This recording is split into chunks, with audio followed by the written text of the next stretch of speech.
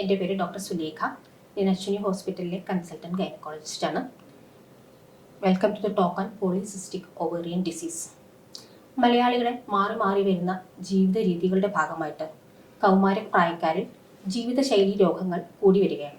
പ്രത്യേകിച്ച് hyper tension, diabetes, അമിതവണ്ണം, മാസക്കുളിയിൽ ഉണ്ടാകുന്ന ഇറഗുലാരിറ്റീസ്.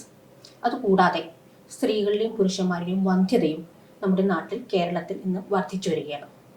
ഇതിനോടനുബന്ധമായിട്ട് നമ്മൾ പലപ്പോഴും കേൾക്കുന്ന ഒരു പേരാണ് പോളിസിസ്റ്റിക് ഓവേറിയൻ ഡിസീസ് അഥവാ PCOD എന്ന് പറയുന്നത്. PCODയെ കുറിച്ചാണ് നമ്മൾ ഇന്നിവിടെ സംസാരിക്കാൻ പോകുന്നത്. PCODയെ കുറിച്ച് സംസാരിക്കുന്നത് വഴി ജനങ്ങൾക്ക് ഇതിനിടയിൽ ഒരു അവബോധം ഉണ്ടാക്കുക, അതുപോലെ എന്തെങ്കിലും മിഥ്യാധാരണകൾ ഉണ്ടെങ്കിൽ അത് തിരുത്തി കൊടുക്കുക. കൂടാതെ ഈ അസുഖമുള്ളവർക്ക്, അസുഖം എന്ന് പറയാൻ പറ്റില്ല, ഈ അവസ്ഥയിലൂടെ കടന്നു പോകുന്ന ആളുകൾക്ക് എന്തെങ്കിലും സംശയങ്ങൾ ഉണ്ടെങ്കിൽ അത് ദൂരീകരിക്കുകയുമാണ് ഞാൻ ചെയ്യാൻ ഉദ്ദേശിക്കുന്നത്. PCOD എന്ന് പറയുന്നത് കൗമാരപ്രായത്തിലും യൗവനത്തിലും സ്ത്രീകൾക്കുണ്ടാകുന്ന ഒരു ഹോർമോൺ ഇംബാലൻസിന്റെ പ്രതീകമാണ്. 5 മുതൽ 10% വരെ ആളുകളിൽ ഈ ഹോർമോൺ ഇംബാലൻസ് കണ്ടുവരുന്നുണ്ട്. സ്ത്രീകളിൽ ഏറ്റവും കൂടുതലായിട്ട് കണ്ടുവരുന്ന എൻഡോക്രൈൻ ഡിസീസും ഇതാണെന്ന് പറയാം. സാധാരണയായിട്ട് PCODയുടെ ലക്ഷണങ്ങൾ എന്താണെന്ന് നോക്കാം.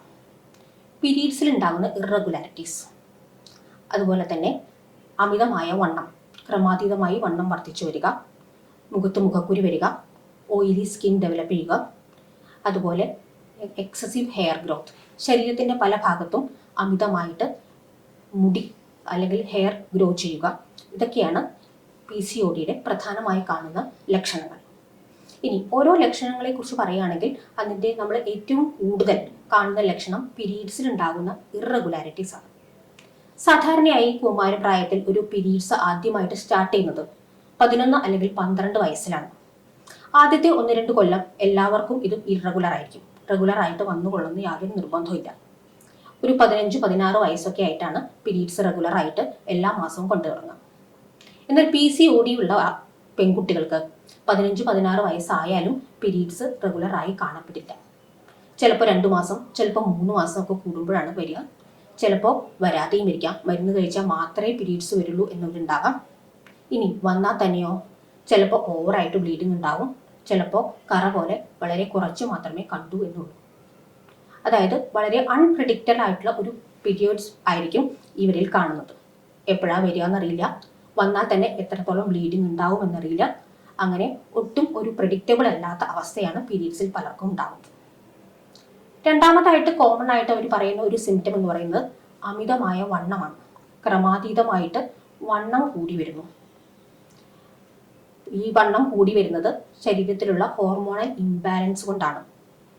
മെയിൽ ഹോർമോൺ അഥവാ ആൻഡ്രോജൻ ശരീരത്തിൽ കൂടുതലായിട്ട് ഉണ്ടാകുന്നതുകൊണ്ടും ഇൻസുലിൻ റെസിസ്റ്റന്റ് അഥവാ ഇൻസുലിൻ നമ്മുടെ ശരീരത്തിന് വേണ്ട വിധത്തിൽ യൂട്ടിലൈസ് ചെയ്യാൻ പറ്റാത്തതുകൊണ്ടുമാണ് ഈ അമിതവണ്ണം ഉണ്ടാകുന്നത്. അതുകൊണ്ട് തന്നെ പലപ്പോഴും ഡയറ്റ് കൺട്രോൾ വഴി ഈ അമിതവണ്ണം പലപ്പോഴും കുറയ്ക്കാൻ പറ്റിയെന്ന് വരില്ല. OP യിലൊക്കെ വരുന്ന പല അച്ഛനമ്മമാരുടെയും പ്രധാന കൺസേൺ അതാണ്. എൻ്റെ മകൾ കാര്യമായിട്ട് ഭക്ഷണമൊന്നും കഴിക്കുന്നില്ല, എന്നാലും അവളുടെ തടി കൂടി വരുന്നു, ഒട്ടും തന്നെ കുറയ്ക്കാൻ പറ്റുന്നില്ല. അങ്ങനെയുള്ളവരോട് നമ്മൾ പറയുന്നത് ഈ അമിതവണ്ണം എന്ന് പറയുന്നത് PCODയുടെ ഒരു ലോകലക്ഷണമാണ്. അത് ഡയറ്റ് കൊണ്ട് മാത്രം പലപ്പോഴും കൺട്രോൾ ചെയ്യാൻ പറ്റിയെന്ന് വരില്ല. ഡയറ്റിനോടൊപ്പം തന്നെ എക്സസൈസുകളും പലപ്പോഴും മരുന്നുകളും ഇതിന് ആവശ്യമായിട്ട് വന്നേക്കാം. പക്ഷേ ഇതോടൊപ്പം തന്നെ ഞാൻ പറയാൻ ആഗ്രഹിക്കുന്ന ഒരു കാര്യം എന്താണെന്ന് വെച്ചാൽ എല്ലാവർക്കും അമിതവണ്ണം ഉണ്ടായിക്കൊള്ളുന്നില്ല. മെലിഞ്ഞിരിക്കുന്ന കുട്ടികൾക്കും PCOD ഉണ്ടാകാം. അതുപോലെ തന്നെ ഒരു കുട്ടിക്ക് നല്ല വെയിറ്റ് ഉണ്ട് എന്ന് വെച്ചിട്ട് ആ കുട്ടിക്ക് PCOD ഉണ്ടായിക്കൊള്ളണമെന്ന് നിർബന്ധമില്ല.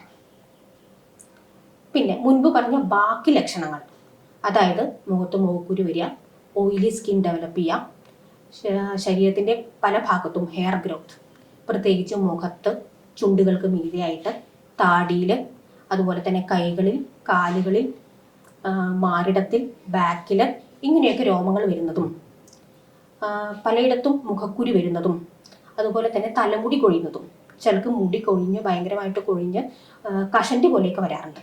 ഇതൊക്കെ ശരീരത്തിൽ ആൻഡ്രോജൻ ഹോർമോൺ കൂടുന്നതിൻ്റെ, മെയിൽ ഹോർമോൺ കൂടുന്നതിൻ്റെ ലക്ഷണങ്ങളാണ്. ഇത് കൂടാതെ മറ്റൊരു പ്രധാനപ്പെട്ട ലക്ഷണമാണ് വന്ധ്യത. അണ്ടോൽപാദനം നടക്കാൻ വന്ധ്യത ഉള്ള ആളുകളിൽ അണ്ടോൽപാദനം നടക്കാൻ സാധ്യത കുറവായിരിക്കും. പോളിസിസ്റ്റിക് ഓവറിയിൽ പലപ്പോഴും അണ്ടോൽപാദനം നടക്കാൻ സാധ്യത കുറവാണ്. ചിലർക്ക് അണ്ടോൽപാദനം നടക്കുന്നേ ഇല്ല എന്ന് വരാം. അപ്പം അതുകൊണ്ട് തന്നെ വന്ധ്യതയ്ക്കും ഒരു പോളിസിസ്റ്റിക് ഓവറിയൻ ഡിസീസ് ഒരു കാരണമായിട്ട് വരുന്നുണ്ട്. ഏറ്റവും എടുത്തു പറയേണ്ട ഒരു കാര്യം എന്താണെന്ന് വെച്ചാൽ പോളിസിസ്റ്റിക് ഓവറിയിൽ എല്ലാവർക്കും എല്ലാ ലക്ഷണങ്ങളും കണ്ടെന്ന് വരില്ല. അതുപോലെ തന്നെ തീവ്രതയും ഒരുപോലെ ആവില്ല. ചിലർക്ക് അമിതമായ രോമവളർച്ച മാത്രമായിരിക്കാം, ചിലർക്ക് പീരീഡ്സിന്റെ ഇറഗുലാരിറ്റി മാത്രമായിരിക്കാം. അതുകൊണ്ട് തന്നെ രോഗനിർണയം വളരെ ബുദ്ധിമുട്ടുള്ള ഒന്നാണ്. നമ്മൾ രോഗലക്ഷണങ്ങൾ കണ്ടു കഴിഞ്ഞാൽ പലപ്പോഴും ഒരു പീരീഡ്സിൽ ഇറഗുലാരിറ്റി ആയിട്ടായിരിക്കും കുട്ടികൾ ഗൈനക്കോളജിസ്റ്റിനെ സമീപിക്കുന്നത്. അപ്പോൾ കൃത്യമായിട്ട് പീരീഡ്സിന്റെ ഇറഗുലാരിറ്റിയെ കുറിച്ച് ചോദിച്ചറിഞ്ഞതിന് ശേഷം അവരുടെ മെഡിക്കൽ ഹിസ്റ്ററിയും ഇവാലുവേറ്റ് ചെയ്തതിനു ശേഷം രോഗനിർണയത്തിനായി ചില ടെസ്റ്റുകൾ ഡോക്ടർമാർ ആവശ്യപ്പെട്ടേക്കാം. മെയിനായിട്ട് ചെയ്യുന്ന ടെസ്റ്റ് എന്ന് പറയുന്നത് ഹോർമോൺ ടെസ്റ്റുകളാണ്. നമ്മുടെ ശരീരത്തിൽ തൈറോയ്ഡ് ഹോർമോണിൻ്റെ അളവ്, FSH, LH, ടെസ്റ്റോസ്റ്ററോൺ എന്ന് പറയുന്ന മെയിൽ ഹോർമോണിൻ്റെ അളവ്, ഇവയൊക്കെ രോഗനിർണയത്തിന് അത്യാവശ്യമാണ്. അതുപോലെ തന്നെ സ്കാനിങ്, ഓവറിയുടെ ഫംഗ്ഷൻ അറിയാൻ, ഓവറിയിൽ പോളിസിസ്റ്റിക് ഓവറിയൻ പാറ്റേൺ ഉണ്ടോ എന്നറിയാൻ സ്കാനിങ്ങും രോഗനിർണയത്തിന് ആവശ്യമാണ്. രോഗം നിർണ്ണയിക്കുമ്പോൾ പ്രധാനമായിട്ടും 3 കാര്യങ്ങളാണ് ഡോക്ടർ ഇതിനകത്ത് കൺസിഡർ ചെയ്യുന്നത്. അതിൽ ഒന്നാണ് പീരീഡ്സിൻ്റെ ഇറഗുലാരിറ്റീസ്. ഒന്നുകിൽ പീരീഡ്സ് വരാതിരിക്കുക, അല്ലെങ്കിൽ പീരീഡ്സ് ഇറഗുലറായിട്ട് വരിക. 2, ഫീച്ചേഴ്സ് ഓഫ് ഹൈപ്പർ ആൻഡ്രോജനിസം, അതായത് ശരീരത്തിൽ മെയിൽ ഹോർമോൺസ്, ആൻഡ്രോജൻ ഹോർമോൺസിൻ്റെ ആധിക്യം. ഇത് 2 തരത്തിലാണ് അസസ് ചെയ്യുന്നത്. ഒന്ന്, മെയിൽ ഹോർമോൺ ശരീരത്തിൽ അധികമുണ്ട് എങ്കിൽ നമ്മുടെ ശരീരത്തിൽ ഉണ്ടാകുന്ന മാറ്റങ്ങൾ, മുഖക്കുരു, ഓയിലി സ്കിൻ, അമിത രോമവളർച്ച തുടങ്ങിയ ലക്ഷണങ്ങൾ ഉണ്ടോ എന്ന് നോക്കും. അതല്ല എങ്കിൽ നമ്മുടെ ശരീരത്തിലെ ബ്ലഡിൻ്റെ ലെവലിൽ ടെസ്റ്റോസ്റ്ററോണിൻ്റെ ലെവൽ കൂടിയിരിക്കുന്നു എന്ന് നോക്കും. ഇത് രണ്ടും നോക്കിയിട്ടാണ് ഹൈപ്പോ ആൻഡ്രോജനിസം ഡയഗ്നോസ് ചെയ്യുന്നത്. സ്കാൻ വഴിയാണ് 3ാമത്തെ ഡയഗ്നോസിസ് വരുന്നത്. അത് സ്കാനിൽ പോളിസിസ്റ്റിക് ഓവറിൽ പാറ്റേൺ കാണുന്നുണ്ടോ, ചെറിയ ചെറിയ സിസ്റ്റുകൾ, മൾട്ടിപ്പിൾ സിസ്റ്റ് കാണുന്നുണ്ടോ എന്നതാണ് 3ാമത്തെ ഡയഗ്നോസ്റ്റിക് ക്രൈറ്റീരിയ. ഈ 3 എണ്ണത്തിൽ ഏതെങ്കിലും 2 എണ്ണം ഉണ്ടെന്നുണ്ടെങ്കിൽ മാത്രമേ പോളിസിസ്റ്റിക് ഓവറിയൻ ഡിസീസ് ഡയഗ്നോസ് ചെയ്യാൻ പറ്റുകയുള്ളൂ. ഏതെങ്കിലും ഒന്ന് മാത്രമേ ഉള്ളൂ എങ്കിൽ പലപ്പോഴും ഡയഗ്നോസിസ് ശരിയായിക്കൊള്ളണമെന്നില്ല. ഫോർ എക്സാമ്പിൾ, ഒരു കുട്ടി പീരീഡ്സ് ഒക്കെ റെഗുലറാണ്, പ്രത്യേകിച്ച് വെയിറ്റ് കൂടുതലൊന്നുമില്ല, ഒബീസിറ്റി ഒന്നുമില്ല, രോമ വളർച്ചയോ ബാക്കി മുഖത്ത് മുഖക്കുരുവോ അങ്ങനത്തെ ഹൈപ്പർ ആൻഡ്രോജൻസിൻ്റെ ഫീച്ചേഴ്സ് ഒന്നുമില്ല. വേറെ എന്തെങ്കിലും ആവശ്യത്തിനായി സ്കാൻ ചെയ്ത് നോക്കുമ്പോൾ എതിർച്ചയാണ് സ്കാനിൽ പോളിസിസ്റ്റിക് ഓവറിയൻ പാറ്റേൺ കാണുകയാണ് എന്നിരിക്കട്ടെ. അങ്ങനെ എന്തെങ്കിലും ഉണ്ടായി, അതുകൊണ്ട് മാത്രമായിട്ട് ആ കുട്ടിയെ PCOD ആയിട്ട് നമ്മൾ ചിത്രീകരിക്കേണ്ട കാര്യമില്ല. അതുകൊണ്ട് മാത്രമായിട്ട് ട്രീറ്റ്മെൻറ്റ് സ്റ്റാർട്ട് ചെയ്യേണ്ട കാര്യവുമില്ല. ഇത്രയുമാണ് ഡയഗ്നോസിസിനെ കുറിച്ച് പറയാനുള്ളത്. ഇനി രോഗനിർണയം കഴിഞ്ഞു കഴിഞ്ഞാൽ എല്ലാവരും ചോദിക്കുന്ന ഒരു ചോദ്യമാണ്, വാട്ട് ഈസ് ദ കോസ്? എന്തുകൊണ്ട് എനിക്ക് ഈ രോഗം വന്നു? PCODയുടെ യഥാർത്ഥ കാരണം മുഴുവനായിട്ട് ഇന്നും മനസ്സിലായിട്ടില്ല.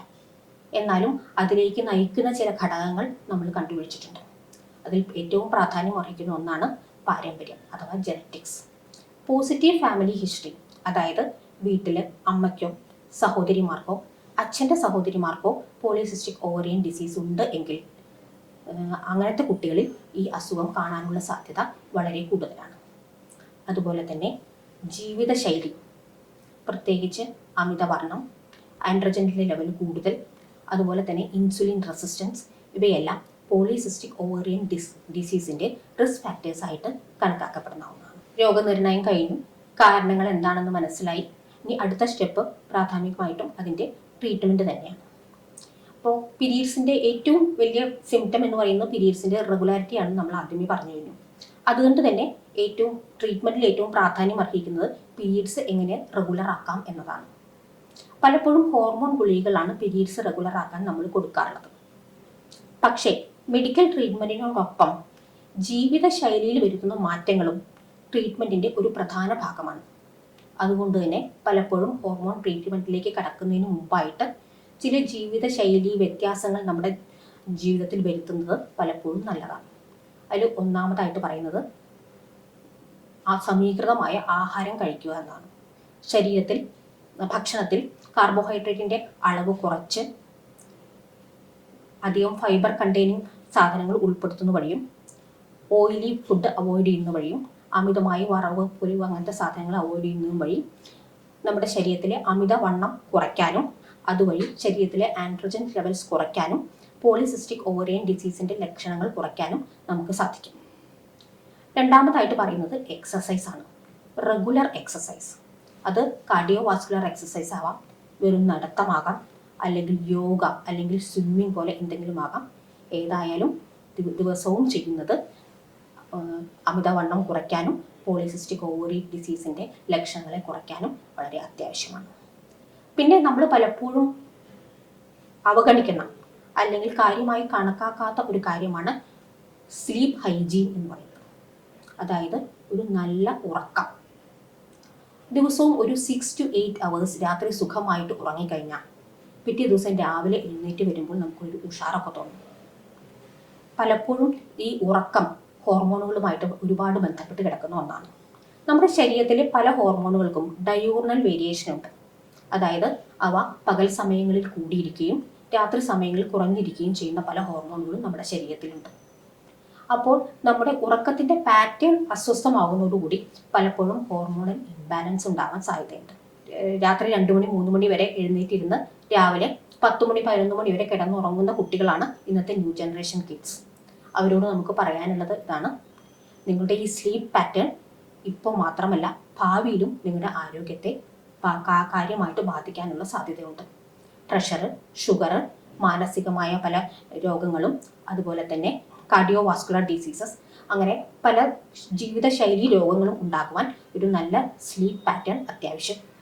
ഇനി ജീവിതശൈലി വ്യത്യാസങ്ങൾ കൊണ്ടും കാര്യമായിട്ട് വ്യത്യാസമൊന്നും വന്നില്ല എങ്കിൽ നമ്മൾ മെഡിക്കൽ ട്രീറ്റ്മെന്റിലേക്ക് കിടക്കുന്നു.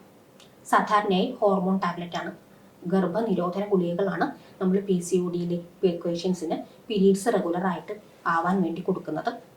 അത് പലപ്പോഴും ശരീരത്തിന്റെ അമിതവണ്ണം കുറയ്ക്കാനും നമ്മുടെ ശരീരത്തിലെ ആൻഡ്രോജൻ ലെവൽസ് കുറയ്ക്കാനും സഹായിക്കപ്പെടുന്നു. പക്ഷേ ഒരു 3 മുതൽ 9 മാസം വരെ തുടർച്ചയായി കഴിച്ചാൽ മാത്രമേ പലപ്പോഴും ഇതുകൊണ്ടുള്ള ഒരു ഫലം രോഗിയുടെ ശരീരത്തിൽ ഉണ്ടാകുകയുള്ളൂ. അതുകൊണ്ട് തന്നെ ട്രീറ്റ്മെന്റ് തുടങ്ങിക്കഴിഞ്ഞാൽ അത് പകുതി വെച്ച് നിർത്താതിരിക്കാൻ നമ്മൾ കൃത്യമായിട്ട് ശ്രദ്ധിക്കണം. പിന്നെ രണ്ടാമത്തെ ട്രീറ്റ്മെന്റ് ഓപ്ഷനാണ് anti androgen tablets.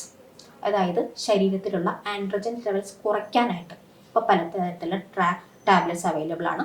Periods regular ആണ്, പക്ഷെ നമ്മുടെ ശരീരത്തിൽ ഹോർമോൺ കൂടുതൽ ഉണ്ടാകുന്ന ഒരു രോമ വളർച്ചയാണ് കൂടുതൽ പ്രശ്നം എങ്കിൽ ഈ ഓറൽ കോൺട്രാസെപ്റ്റീവ് പിൽസിന് പകരം ആന്റി ആൻഡ്രോജൻ ടാബ്ലറ്റ്സ് ആണ് കൂടുതൽ നന്നായിരിക്കുക. അതുപോലെ തന്നെ vaccine, hair removal creams, electrolysis, laser treatments, അങ്ങനെ പലതരത്തിലുള്ള ആധുനിക ചികിത്സാ രീതികളും അമിതമായ രോമ വളർച്ചയ്ക്ക് നമ്മുടെ നാട്ടിൽ ഇപ്പോൾ അവൈലബിൾ ആണ്. ഇനി ഗർഭിണിയാകാൻ തടസ്സമുള്ളവർക്കാണെങ്കിൽ അണ്ടോൽപാദനം ഉണ്ടാകാനുള്ള ഇൻഫെർട്ടിലിറ്റിക്ക് ആവശ്യമായ ഓവുലേഷൻ ഇൻഡക്ഷൻ മരുന്നുകളും ഉപയോഗിക്കേണ്ടതാണ്. നമ്മൾ ഇതുവരെ പറഞ്ഞുകൊണ്ടിരുന്നത് PCOD അഥവാ പോളിസിസ്റ്റിക് ഓവേറിയൻ ഡിസീസിനെ കുറിച്ചാണ്. പക്ഷെ പലപ്പോഴും PCOD എന്നതിന് പകരം പലരും PCOS, പോളിസിസ്റ്റിക് ഓവറിയൻ സിൻഡ്രോം എന്ന് പറയാറുണ്ട്. ഇത് രണ്ടും പലപ്പോഴും ഇന്റർചേഞ്ചബിൾ ആയിട്ട് യൂസ് ചെയ്യുന്നതും രണ്ടും രണ്ടാണ്. PCOD എന്ന് പറയുന്നത് വളരെ ഒരു മൈൽഡർ ആയിട്ടുള്ള വെർഷനാണ്. അതിനകത്ത് പീരീഡ്സിന്റെ ഇറഗുലാരിറ്റി, രോമ വളർച്ച, അങ്ങനെ ചെറിയ ചെറിയ ലക്ഷണങ്ങൾ മാത്രമേ കാണപ്പെടുന്നുള്ളൂ. പക്ഷേ PCOS, പോളിസിസ്റ്റിക് ഓവറിയൻ സിൻഡ്രോം എന്ന് പറയുന്നത് ഒരു മെറ്റബോളിക് സിൻഡ്രോം ആണ്. അത് പീരീഡ്സിൽ ഉണ്ടാകുന്ന ഇറഗുലാരിറ്റീസിനോടൊപ്പം തന്നെ ഭാവിയിൽ ഡയബറ്റീസ്, ഹൈപ്പർ ടെൻഷൻ, ഹൈപ്പർ കൊളസ്ട്രീമിയ, ശരീരത്തിൽ കൊളസ്ട്രോൾ കൂടുന്ന അവസ്ഥ, ഹാർട്ട് ഡിസീസസ്, അതുപോലെ തന്നെ സ്ട്രോക്ക് തുടങ്ങിയ അസുഖങ്ങൾക്കും കാരണമായിട്ട് ഭരിക്കാവുന്നതാണ്. അപ്പോൾ പോളിസിസ്റ്റിക് ഓവറിയൻ സിൻഡ്രോമിൻ്റെ ഡയഗ്നോസിസും ട്രീറ്റ്മെൻറ്റും വളരെ നേരത്തെ തന്നെ തുടങ്ങേണ്ടതാണ്. കാരണം ഇതൊരു മെറ്റബോളിക് സിൻഡ്രോം ആണെന്ന് നമ്മൾ പറഞ്ഞു. കൗമാരപ്രായത്തിൽ ചെറിയ മെൻസ്ട്രൽ ഇറഗുലാരിറ്റീസ് ആയി തുടങ്ങുന്ന ഈ ഒരു സിൻഡ്രോം ഭാവിയിൽ നമ്മുടെ ആരോഗ്യത്തെ മൊത്തത്തിൽ ബാധിക്കുന്ന രീതിയിലുള്ള ഒരു സിൻഡ്രോം ആയിട്ട് മാറാൻ കാരണമായേക്കാം. നേരത്തെ രോഗനിർണയം നടത്തുന്നത് വഴി ഈ രോഗത്തിൻ്റെ സാധ്യതകൾ നമ്മൾ ഗണ്യമായി കുറയ്ക്കുകയും അതോടൊപ്പം തന്നെ പ്രത്യുൽപാദനക്ഷമതയും ജീവിത നിലവാരവും മെച്ചപ്പെടുത്തുകയും ചെയ്യാം. ഓർക്കുക, പോളിസിസ്റ്റിക് ഓവറിയൻ സിൻഡ്രോം എന്ന് പറയുന്നത് സ്ത്രീകളുടെ മാത്രം ഒരു പ്രശ്നമല്ല, അതൊരു കുടുംബത്തിൻ്റെയും ഒരു സമൂഹത്തിൻ്റെയും ആശങ്ക കൂടിയാണ്. അതുകൊണ്ട് തന്നെ പോളിസിസ്റ്റിക് ഓവറിയൻ സിൻഡ്രോമിനെ കുറിച്ച് ഒരു അവബോധം സമൂഹത്തിനുള്ളിൽ ഉണ്ടാകേണ്ടത് വളരെ അത്യാവശ്യമാണ്. എത്രയും പെട്ടെന്ന് ട്രീറ്റ്മെൻറ്റ് എടുക്കുന്നതും ആവശ്യമാണ്. നിങ്ങൾക്ക് എന്തെങ്കിലും തരത്തിലുള്ള ആശങ്കകളോ സംശയങ്ങളോ ഉണ്ടെന്നുണ്ടെങ്കിൽ ഗൈനക്കോളജിസ്റ്റിനെ സമീപിക്കുക. പെട്ടെന്ന് തന്നെ അതിനുള്ള ദൂരീകരിക്കാനുള്ള മാർഗങ്ങൾ ട്രീറ്റ്മെൻറ്റ് സ്റ്റാർട്ട് ചെയ്യും.